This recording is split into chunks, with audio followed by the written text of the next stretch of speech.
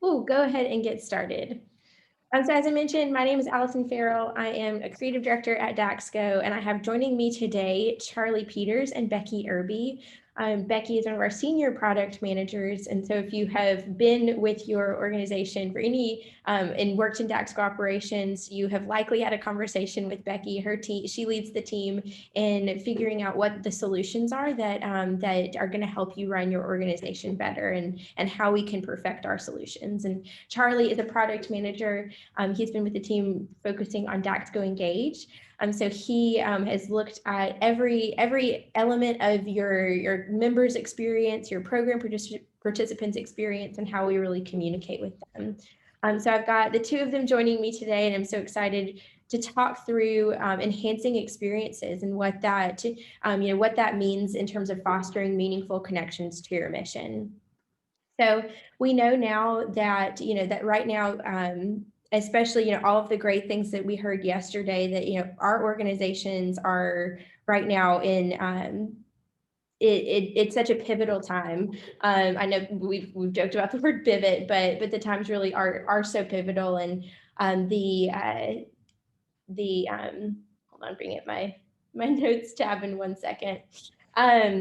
But the mission that you have and what you mean to your community, that is so central, and the work that you do in your community, it is making such a difference. And so getting people connected to that mission, and as we heard from Steve and John and all of our great speakers yesterday, what that means is making sure that they understand kind of the full range of the type of organization that you are, and everything that you offer. So not just that you exist kind of to serve one need or fill one purpose, but that you're connecting people kind of along the entire range of your mission, and fostering those connections through every single touch point. That when someone walks in the door to come to your organization, they know kind of who you are and what you offer, beyond just kind of one kind of a transactional experience, but you're offering them they can see kind of the full scope of your mission at every single touch point along their experience.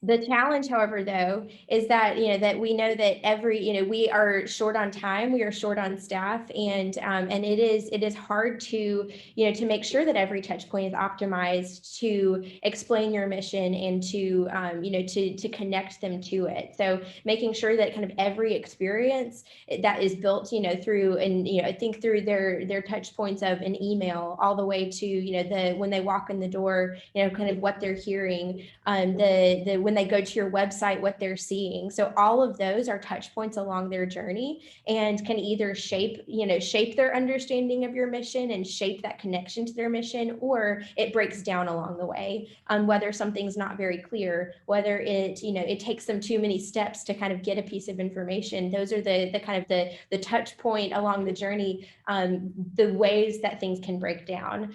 So it is, we know that it's hard. It is hard to do, and it is something that to have kind of every piece along the way really optimized to tell that story can be really difficult, especially if we look at kind of the range of communication you've got, and all of the different pieces, and then also every hat that you wear, as we mentioned earlier. We know that you are doing so many things at once, and so to go back and kind of look at every single touch point, it takes a lot of time. It is an investment of time to make sure that that this is that you're optimized in every single place, and that your mission shines through kind of in every touch point. So it is definitely something that is challenging.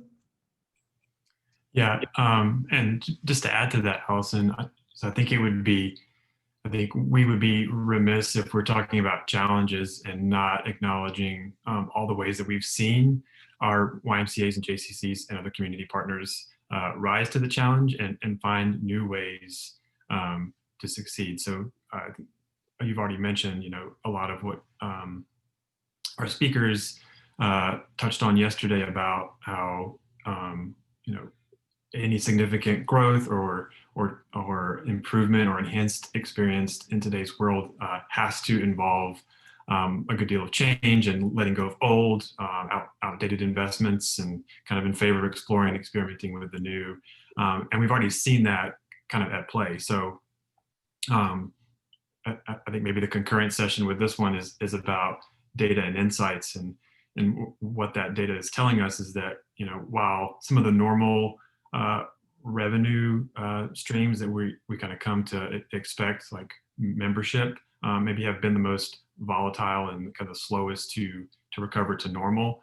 But at the same time, in the wake of COVID, we've seen some other shifts in how our customers are connecting with their community. And so there's kind of a diversification of revenues. So, in August and September, the huge spike in childcare revenue because of YMCAs and JCC stepping up to provide that much needed care.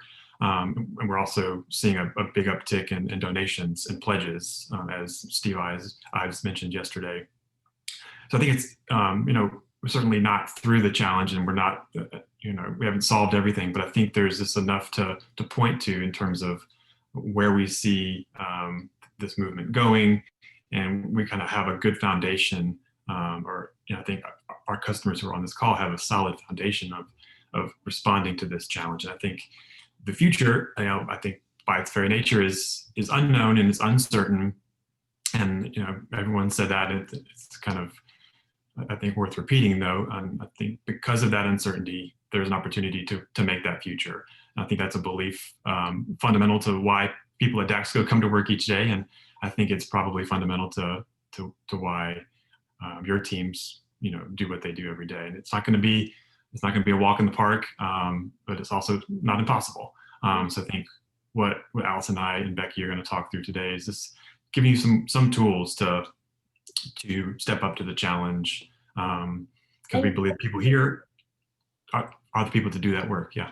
And something we've discussed absolutely, like, is that uncertainty can create so many opportunities. So maybe a program or a membership type or something that you never necessarily were going to offer before, or maybe even something that you have continued to offer, but you maybe haven't highlighted as much because it hasn't been a huge need in your community, or it hasn't been something that you've seen people really take a huge interest in. Maybe now is the time to look at that and say, okay, we know that because we are remaining nimble, we are remaining flexible, we are kind of looking at what the community needs and figuring out how to shape that experience and then community. So you've got on the one hand kind of the experience and what you're actually offering and creating, and then you've got on the other hand the kind of narrative and the way that you're talking about it and how you're drawing people in. And so it's kind of, it all weaves together. But I think kind of one of the things that I love that you said was, there is this uncertainty, and so we don't necessarily have the answer, but I really think that what we can look at is both some tools and then a mindset shift of how you can kind of meet whatever the future holds for you, whatever your vision is, whatever the experience it is that you need to create for your community. You've got the tools and the way to craft that and the way to communicate that. So that's some of what we're going to look at today is making sure that we are fostering those connections to people's stories, both kind of what we are creating and then also how we're drawing them in. And then how, showcasing your mission along the way. So getting people shaping your audience's experience around things that are going to connect them back to your mission and back to really the things that are at your core. So with that, we're going to look at kind of telling the story. So I know that the cocktail parties are not really necessarily a thing right now, but back when they were, when you were at a networking event or when you were at you were meeting new people, that when you meet someone, their kind of first reaction is, oh, what do you do? And thinking through kind of that experience and being in that setting, it can be really easy to kind of go into your, oh, well, I work at this organization, I do this, and get into your narrative of all of the great things that you do. You are doing so much great work. And thinking through that example, we know that that kind of in the human experience, our brains are trying to process a lot of information. We have, especially now, so much going on. And if you think about, you've been on Zoom calls, and at the end of the day, you're so exhausted because you've been and you maybe haven't moved from your chair, but you've been processing information and processing information. So thinking about that example, when you are just meeting someone at a network event and they ask, what do you do? Their brain is looking for that information that's going to simplify things for them. They're looking for the pieces that make sense to them.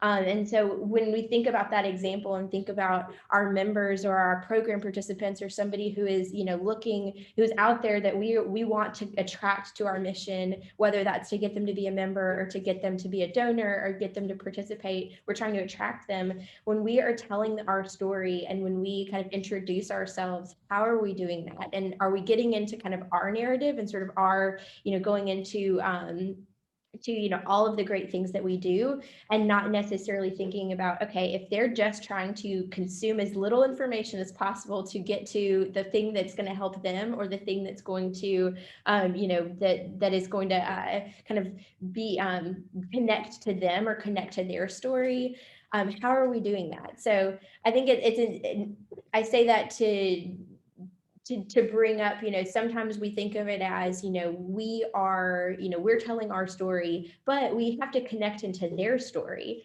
We have to connect and make that information important to the things that they care about. And these are all things, that I know any marketer, any person who's communicating about an experience knows. But in practice, it can be really hard not to get into that. When someone says, hey, what do you do? Going into your story of, oh, we do X, Y, and Z, without thinking through, how am I connecting to them, and how am I making this information something that's easy for them to consume and connects into what their story is.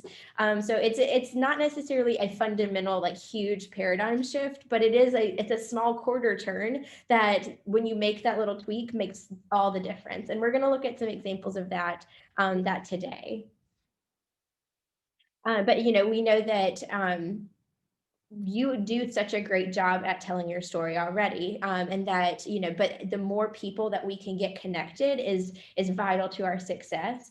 So it's something where, if we make that little quarter turn and just make a little tweak, could we connect even more people in?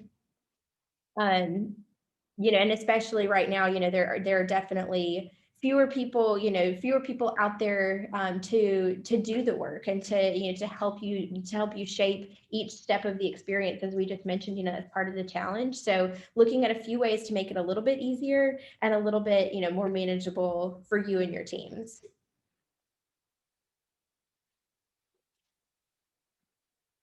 So when we got to, back to the kind of cocktail example, when you think about it, can you narrow down kind of everything that you do down to, I help someone? So whether that's a member, a program participant, someone in your community, but basically thinking through, who is that person you're trying to connect with, and then what is the result you're trying to drive for them? So if you think through, when someone asks me, hey, Allison, what do you do? I can go into a ton of, I can list off, I send emails sometimes, I create flyers sometimes, I, sometimes order, help put on events like this. But when I essentially boil it down to, I help, our customers, I help nonprofit organizations tell their story. So that's the result I want. Today, my mission today is to help you tell your story better. And so I took all those, all those things that I do, all of those jobs that I have to get done, and I boiled it down to an outcome. So I want you to my mission today is to help you. So a nonprofit organization, a leader, at a YMCA or JCC or other community center, I want to help you tell your story, be empowered to tell your story better. And so when I do that, instead of saying, these are all of the things that in my role I'm able to do and do on a daily basis, I boiled it down to that one essential outcome that puts you in the center. You're in the driver's seat, kind of, you're in the center of that story. So when we look at that, this is a great framework, I think, to look at when we are when you're making kind of that quarter turn and figuring out how to connect into someone's story and how to put the outcome that they want to achieve really central to how you're talking about your services. So again, it's really tempting to kind of get into that list of, like I mentioned, like the laundry list of things we do. So that could even look like what the programs that you offer, or the the benefits they would have of being a member or being a donor. It can be really easy to list those off, but think about what in their story do I need to connect to make them central to what I'm talking about, and focus on the outcomes they really want to achieve. So when you start off with, who is my customer, who is my prospect, who do they want to be, what is that identity that they're trying to achieve, and again, getting into their thought process and their narrative and their story.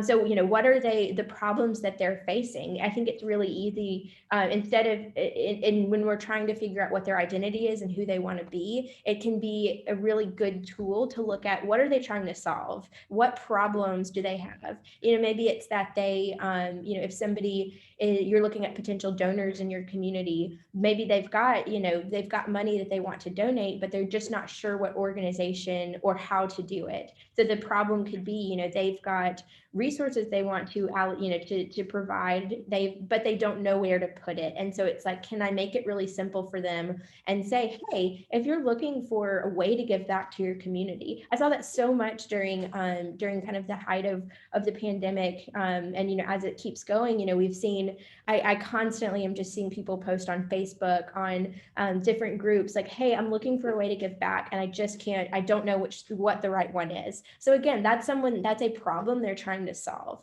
And maybe a frustration within that is, I'm not really sure what organization to give to. I'm not sure, if what my dollars, if I donate, where my dollars are going, and I'm not sure how to even do it, make it really simple for me. So those, list out frustrations you think your audience might have as they're on their journey to becoming who they want to be. And then how do you help them? So how does the experience you offer solve those particular problems? And even, when you've listed out the problems, write down a solution that you provide for each of those problems. And then when you get into, you can get into the next part of it, which is showcasing how you solve it and making it really, really simple and breaking down like a step-by-step plan. So, if you think, okay, well, if the solution to that is I want people, I want to make it really easy for them to donate and help them understand where that money is going, how can you make that step-by-step? And I'm talking list out step 1, you click on the website and, go to the donate link. Step 2, you fill out this form, or you put in your information. Step 3, you will get maybe you send an impact report to people who have donated, or maybe you send a thank you note or thank you email that lets them know kind of where that money was allocated. So again, think through how the steps connect to the solution and connect to solving the problem along the way. And can you anticipate any areas that may in the past have had friction, or may have been something that was a worry of someone's? And if you can go ahead and in the step-by-step plan outline, hey, you don't have to worry about this. Maybe in the past, when people have donated, they're worried about their card being secure. I know that's something that we always have to deal with, is card security. So maybe in the step-by-step you outline and say, you can donate online. Don't worry, we have a 4-layer PCI compliant security system, so your card information is safe. And then that way you've answered the question, or you've answered a frustration, or you've answered a something that might be in the back of their mind of a friction that would prevent them from taking an action, and you have gone in and said, hey, you don't have to worry about that, we have taken care of it. So when you list out step by step, you make it crystal clear.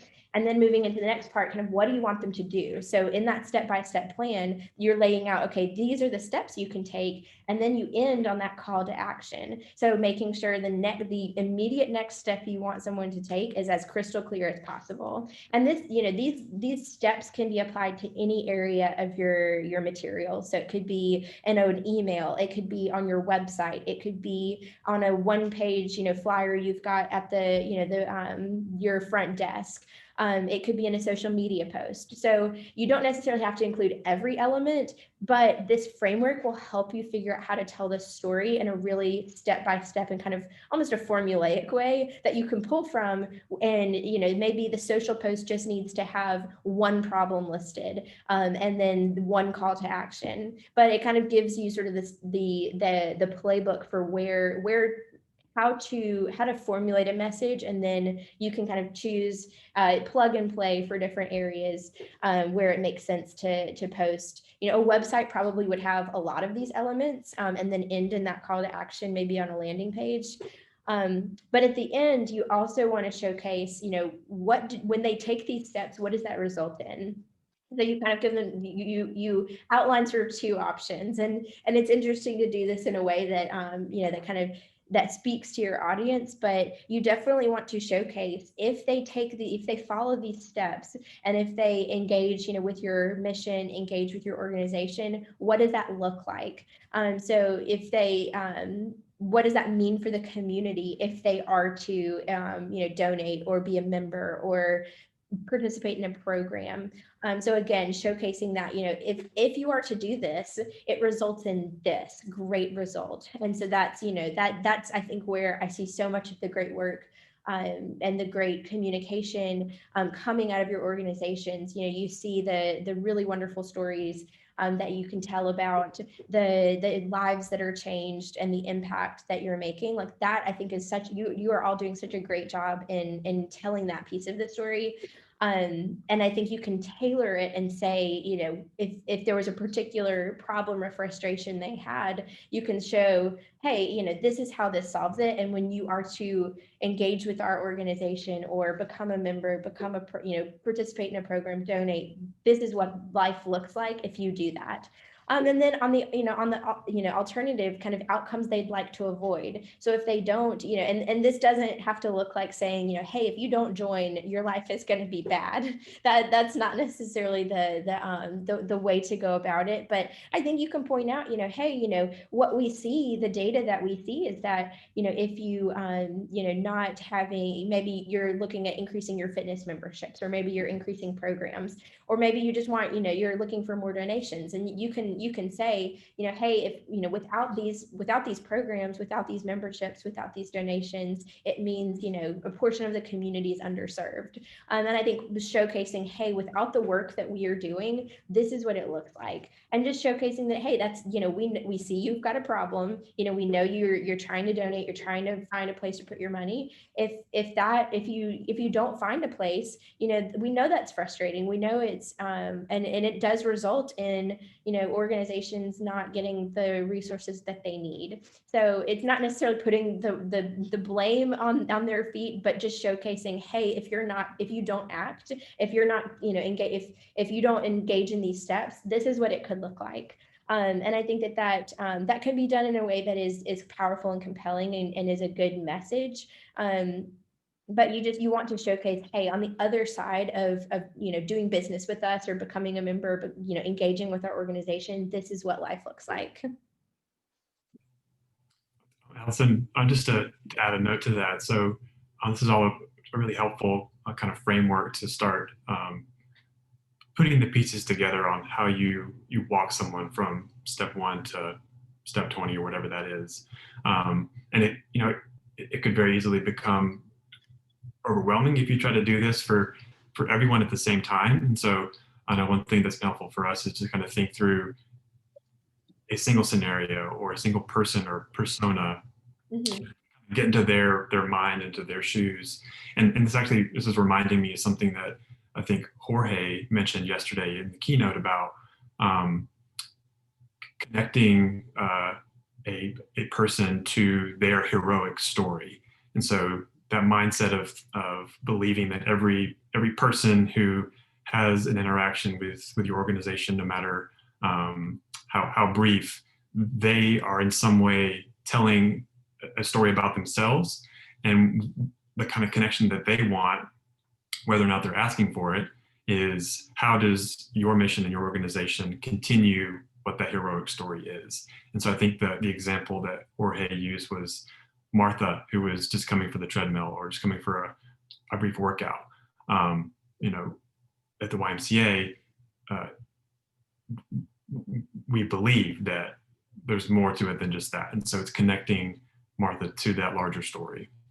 It also reminds me of, a little bit about what the YMCA at Houston is doing with their impact membership, and that sort of belief that everyone in their kind of service area could become a member, and changing the definition of what a member really is, and believing that what people want and the kind of story that they want to tell about themselves is they're part of a larger movement. And so if we know that, how can we kind of provide steps along the way on that journey, so that we're not looking at these people as just items to kind of move along a process, but they're individuals, they have stories that they want to tell, and they need help telling it, and that's why they come to you. So that's just kind of another way that I've been thinking about this. Mhm.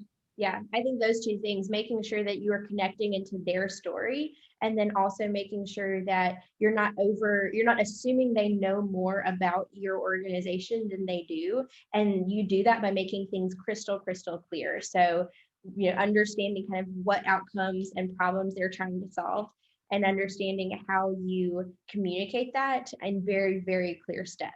So I would, if you take anything from this, I would just look at this framework and think, okay, how can I evaluate some of my, my messages on my website and emails I send on our social pages? And can I apply, every step along the way? Can I look at and say, okay, I know exactly who I'm speaking to here. I know what problems they're trying to solve.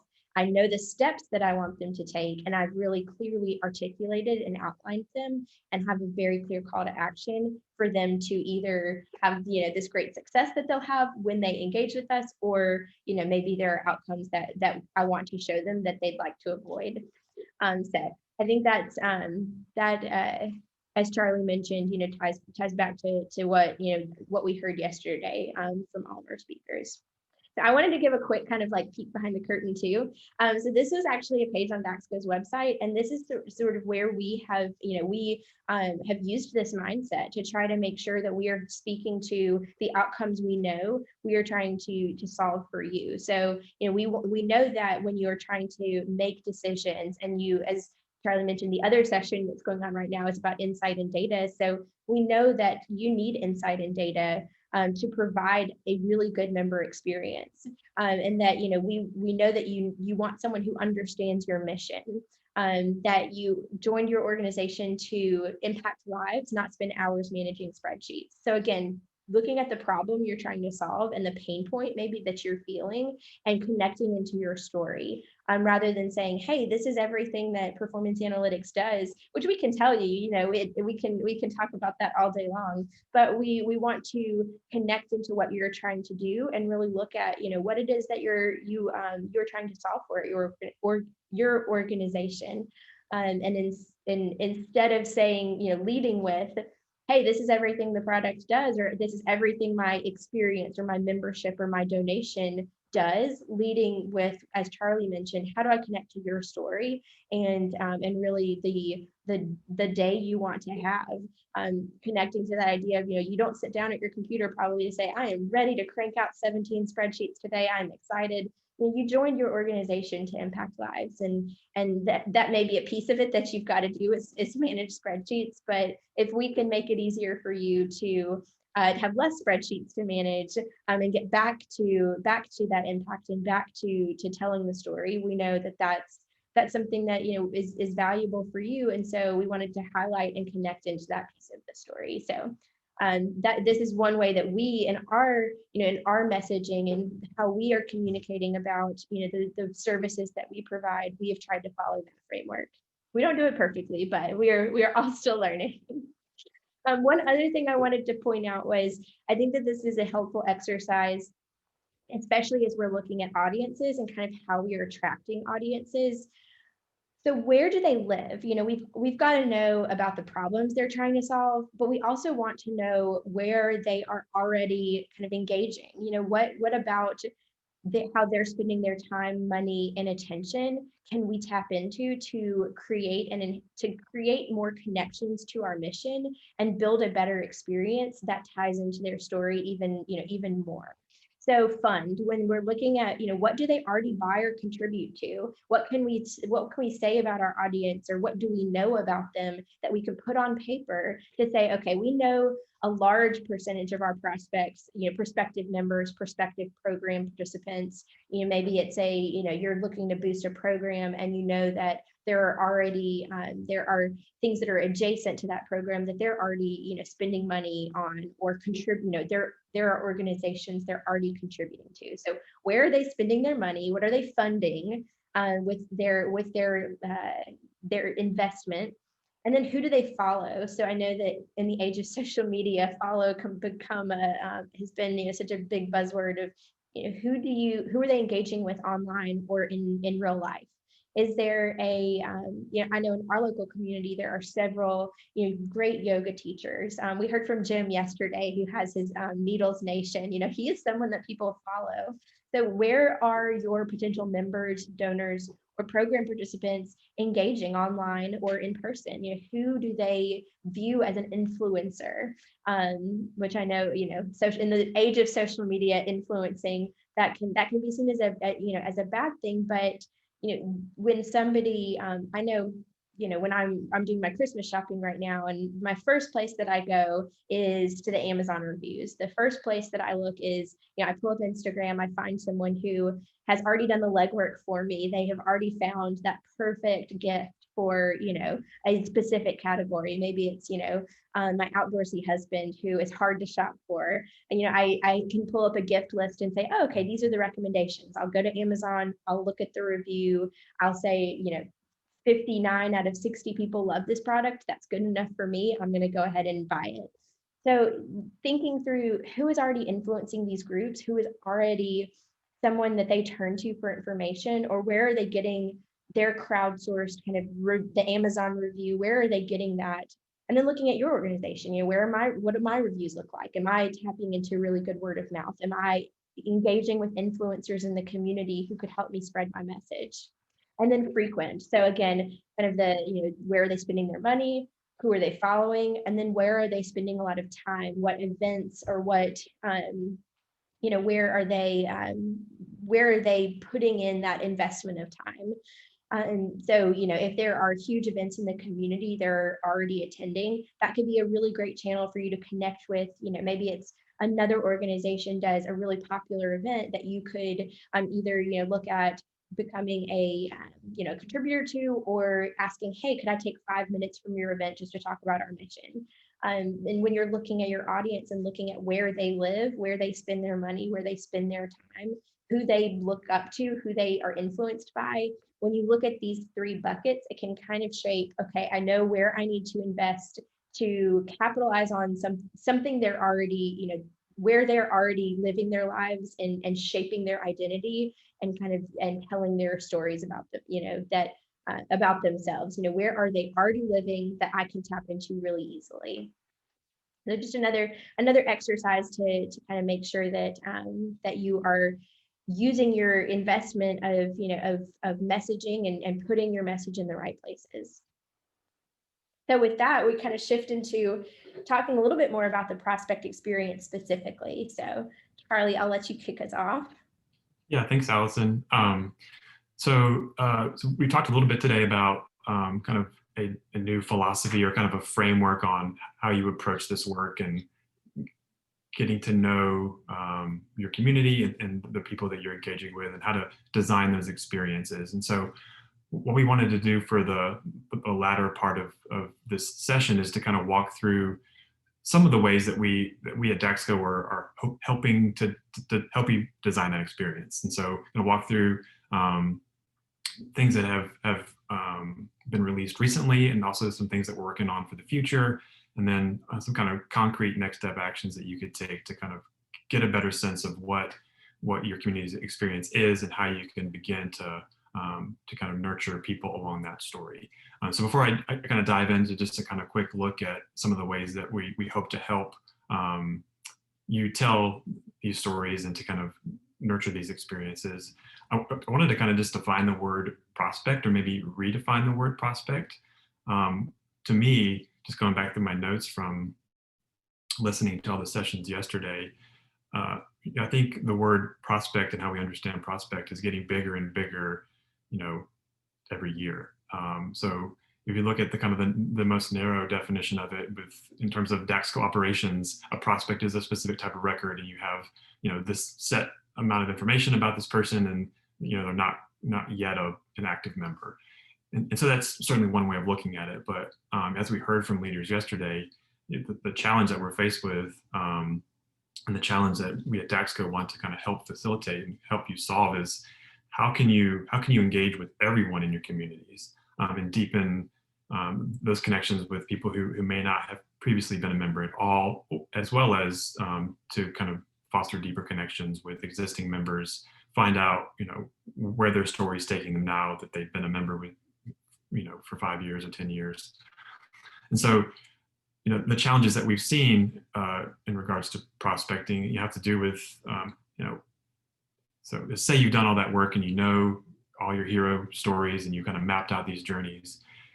How do you put that to work? How do you design processes and systems that are, you know, both smooth and efficient and repeatable, and can kind of help your team, and not just add more work to you. So and it can be a high pressure game as well. So you've got to follow up quickly with people who are interested, you know, in this really rapidly moving digital world.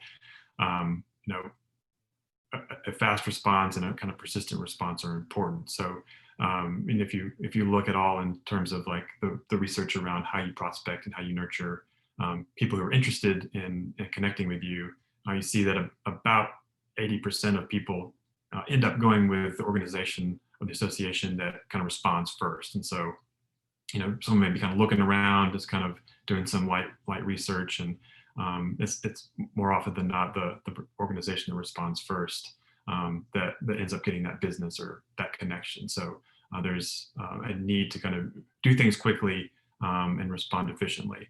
But it's not just about being quick. You've also got to kind of be persistent, and you know it should. If you look at research on kind of number of touch points it takes to nurture someone towards a conversion or that decision point or that next step in their heroic story, you know, it's going to take 5 to 12 contacts for someone to do that. So, you know, do you have a system in place to kind of be that sort of persistent, patient voice, you know, as people are making that decision?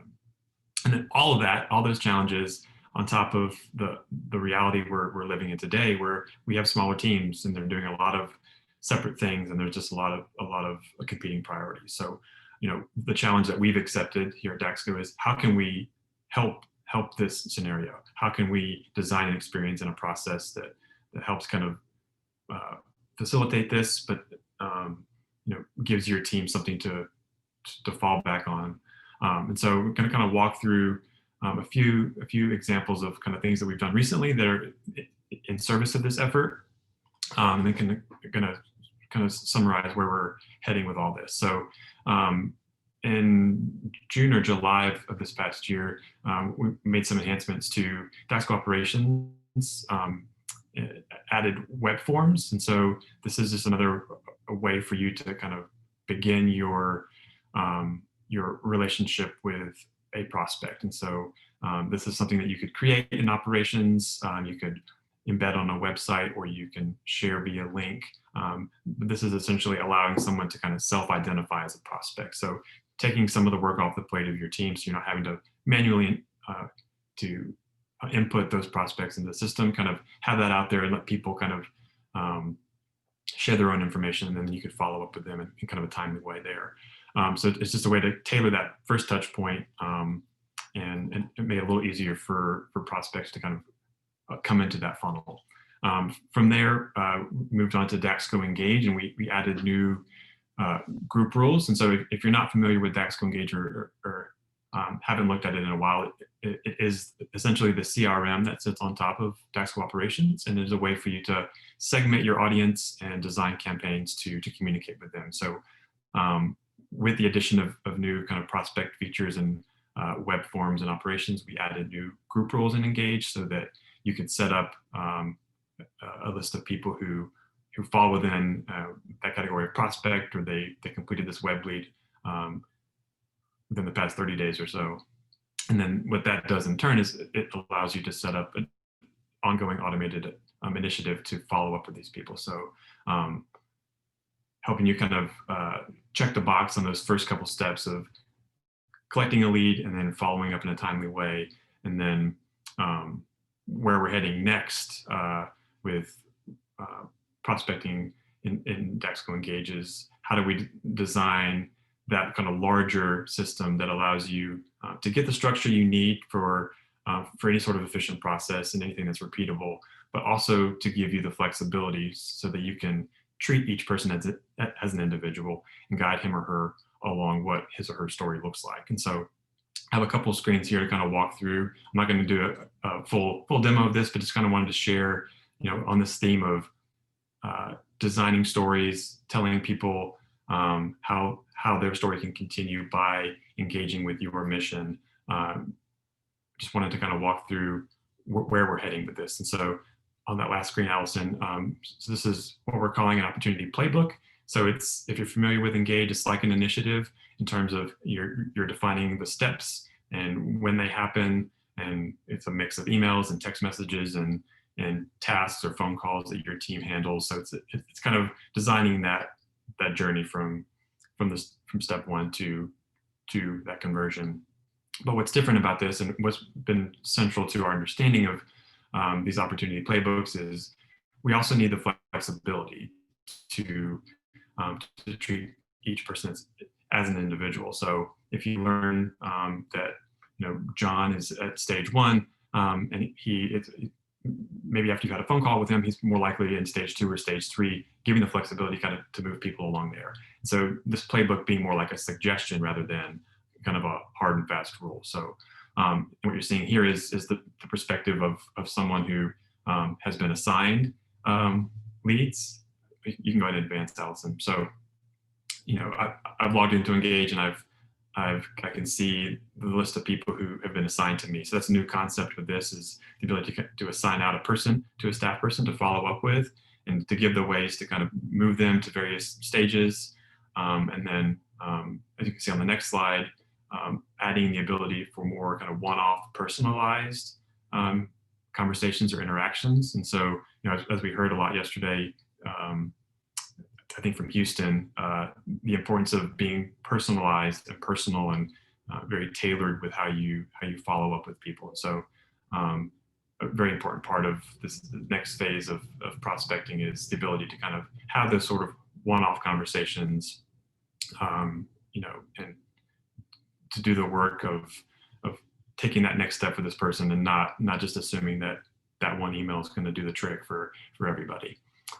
And then on top of all this, it wouldn't be valuable if we couldn't kind of summarize it and show you how you're performing and are you meeting your marks. And so it's sort of a dashboard to kind of show the leads that you're engaged with, how many conversions you're tracking for the time period, and kind of where people fall in that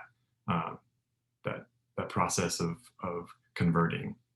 And so, just to kind of wrap up a little bit in terms of like our philosophy behind this and why we see it kind of fitting with the important work of designing experiences, is that, you need something that is structured. Allison, you can advance the slide because this is my cue. You need something that is structured, so something that you could use to guide your team members, the people responsible for that work, and you need something that is, automated in the right places, and then also flexible enough, to treat those individual scenarios as they are. So a sort of balance of the kind of overall vision of where we're heading, but also the flexibility within that structure to make things more personal and personalized. It's got to be repeatable. And so if this is something that works and something that your team is counting on, it needs to be something that doesn't involve a lot of maintenance or ongoing work. And then finally, it's got to be reportable. So if it can't be measured, it's not going to be tracked, it's not going to be improved upon, and people aren't going to be held accountable. So these are kind of the guiding structures of where we're heading, and ways that we hope we can help facilitate the ways that you connect with your larger community and how you can continue telling that story.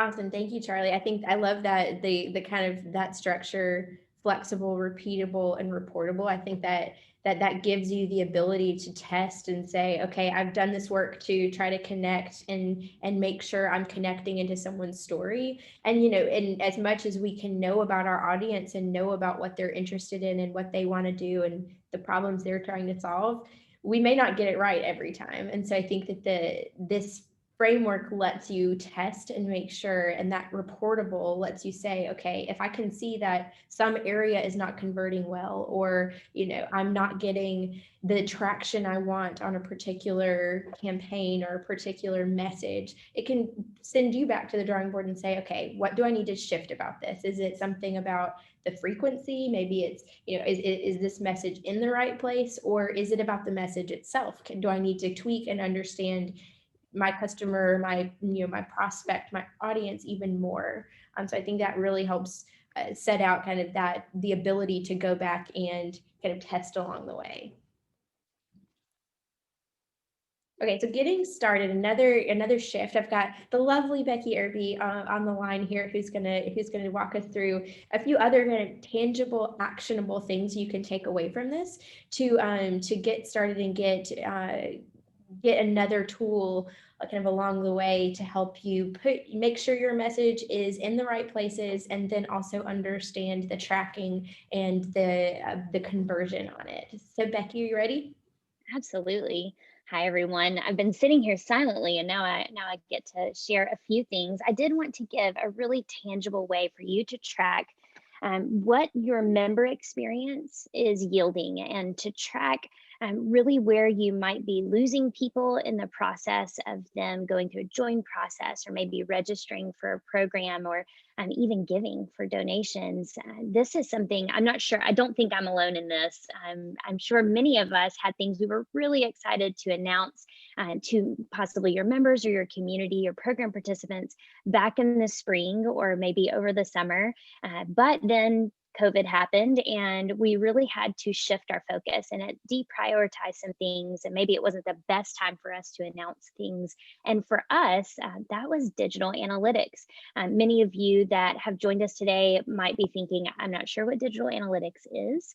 I imagine you've heard of some of the tools that I'll cover in just a moment, but we have been working for the last year and a half on really expanding what DAC school operations can track using digital analytics, and expanding the tools that we allow to track data through digital analytics combined with DAC school operations. So I'm really happy to announce that we have added the ability to track in tools including Facebook Pixel as well as Hotjar. Not sure if you have heard of those two. Those two have been added to what we already provided, which is tracking through Google Tag Manager as well as Google Analytics. But we have expanded the data that's tracked for all of those tools. So let's take a look at one example. This is an example of just using the program browse screen in DAC school operations. And digital analytics can track everything about this page. So imagine that your members are accessing this page to start to browse programs, and you want to know, what are people searching for? What are the locations that people are selecting? What actions are being taken through all of these processes? Everything that you see here is already tracked using digital analytics. So you would be able to easily go into either Google Tag Manager, Google Analytics, Facebook Pixel, and you would be able to monitor all of these inputs that people are using. So we have put together a collection of 8 documents that would guide any association through what needs to be done to set up different tools within digital analytics. Those 8 documents we're going to provide at the end of Accelerate so that you have those to take with you. And we're also going to provide those, we'll send out a reminder next week with our last major release of the year. It's hard to believe we're at the end of 2020, but we will be sending that out to make sure that you have all of those tools. Some of the insights that you could see, just like you can see here, this is just one example from Google Analytics. If you'll go back, sorry, Allison, just one last view at that. That chart is just showing what it would look like in Google Analytics to track all of the movement for a campaign. So you could actually set up a campaign that you would drop in maybe a Google ad or in a Facebook ad, and you could track people that click from that ad and click into the experience, maybe navigating to your website before entering DAX School operations. And because we now offer full, what we would call cross-domain tracking, it will track all of those actions in one single user session. So you could see that maybe 84 people entered in through that link in that campaign, but only 37 people signed up, and that yielded $1,234. So that's the type of data that you are going to need so that you know what is your best way to promote your organization, what's the best way for you to use all of the tools that Allison and Charlie covered to really tell the story of your organization. You can even do A/B testing to see which campaigns work best in order to see this data and know how to craft the experience so that you are yielding the best results. The one thing I do want to send an encouragement out to all of you on, if you are thinking, I've never heard of Google Analytics, I think maybe I've heard of Facebook Pixel, I'm not sure what to do with this, that set of 8 documents can be handed over to whomever provides your website development. So if you use an agency that does your website development, if you have a group on your marketing team that builds everything out on your website, those 8 documents can be passed along to that individual or set of individuals on your team. And we have had great results of those documents being very straightforward of exactly what people need to do in order to begin this process. So we're really excited to announce this work on digital analytics because we think it's so key and important to give you the right data. We are not stopping here, so we're very interested in how we can continue to build out digital analytics from DAX School operations so that you can see that member behavior and really craft the story. Awesome. Thank you so much, Becky. And apologies for my poor PowerPoint management. I got a clicker finger. Yeah, I think that's such a good way to think about it is as when we can see the full picture of their experience, both from the things that we put out there and the messages that we are crafting, and then also how they're moving along the journey digitally. When we've got the most information about that, then we can, as Charlie said, get to that repeatable experience. And when we can say, okay, we know that this did so well, this really is performing well, we can double down on that and really lean into that story or that message that we've crafted. So what we wanted to do is showcase a full continuum of tools and framework to help you both tell your story and to help you craft your message and then deploy it, put it out in your community, get it out in front of your audiences, and then also see how it does, see how it performs. So we've got time now. We've got about 5 minutes for questions. And then if you have a question and we don't get to it, definitely post it in the live feed in our event platform. We are happy to, this is what we love talking about all day long. So please submit a question. You could submit it through chat now, and we've got about, I said, 5 minutes for questions. So anything that you wanted to get more information on, we are happy to dive into and continue the conversation in cadence.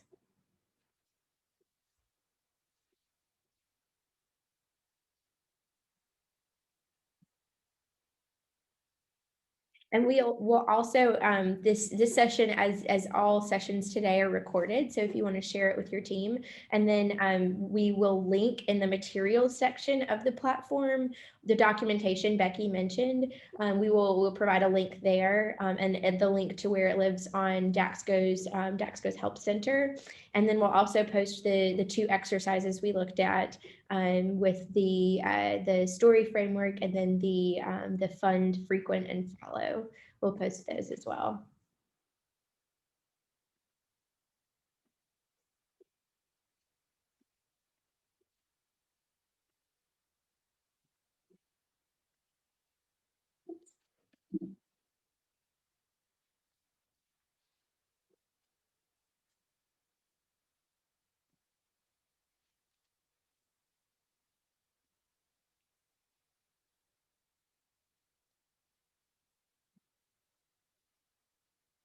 And we don't actually have I'm realizing now that in our meeting format, we don't have a question and answer tab like sometimes exists in Zoom. But if you send a question through the chat here, we will see it. Or if you post it in the platform later on when we're not in this session.